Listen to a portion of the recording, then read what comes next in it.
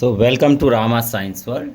My dear students, now I read the question. Please see, this is the ninth mathematics. So, I continue the polynomial chapter. Find the zeros of polynomial in each of the following case. Here, p of x equal to x plus 5. So, to find the zeros of p of x, so we put p of x equal to 0. So, here p of x equal to x plus 5 equal to 0. So here we plus 5 is there, that's why we move the another side of the equation. See, x equal to 0 minus 5. So x equal to minus 5 is the 0 of p of x. X plus p of x. See, verification. So p of x equal to x plus 5. We substitute the instead of x we substitute minus 5.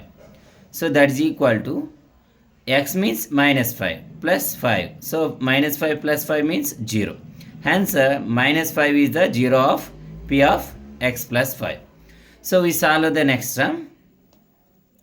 So to find 0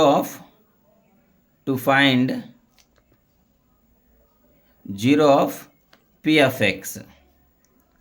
So we put p of x equal to 0. So that means x minus 5 equal to 0. So x equal to 5. So x equal to 5 is a 0 of p of x equal to x minus 5. So my dear students, see verification. So verification. So p of x equal to x minus 5.